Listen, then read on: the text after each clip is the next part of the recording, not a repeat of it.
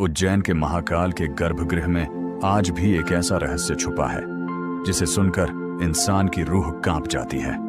कहते हैं जब विक्रमादित्य के समय में उज्जैन पर विनाश का साया मंडराया तो नगर के ऋषियों ने चेतावनी दी थी, महाकाल सोए नहीं है, वो हर सांस में इस भूमि की रक्षा कर रहे हैं। लेकिन असली खेल तो रात के तीसरे पहर से शुरू होता है, जब मंदिर की घंटियां थम जाती हैं और पूरा उज्जैन एक अजीब सी खामोशी में डूब जाता है। पुरानी कथाओं के अनुसार उस समय मंदिर की दीवारों पर हल्की कंपन महसूस होती है, जैसे कोई अदृश्य शक्ति भीतर घूम रही हो।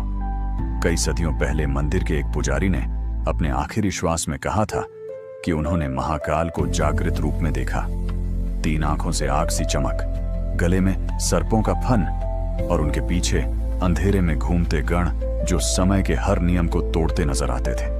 स्थानीय लोग बताते हैं कि भस्मारती के समय जलती चिता की भस्म जब शिवलिंग को छूती है तो कुछ पल के लिए पूरा मंदिर हल्का सा थरथराता है, मानो देव स्वयं प्रकट होने वाले हों। कई यात्रियों ने दावा किया कि महाकाल कॉरिडोर के पीछे मौजूद प्राचीन सुरंग से कभी-कभी बेहद धीमी आवाजें आती हैं, जैसे शंख की ध्वनि या फिर किसी विशाल शक्ति की गूंज, जिसे सामान्य मनुष्य समझ ही नहीं सकता।